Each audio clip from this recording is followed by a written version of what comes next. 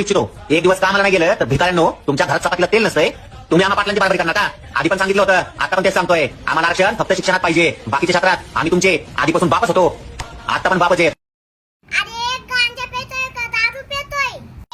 आमची एका पिढीची आमची बराबरी करू नाही शकत. एका वकिलाच्या लेखणीनं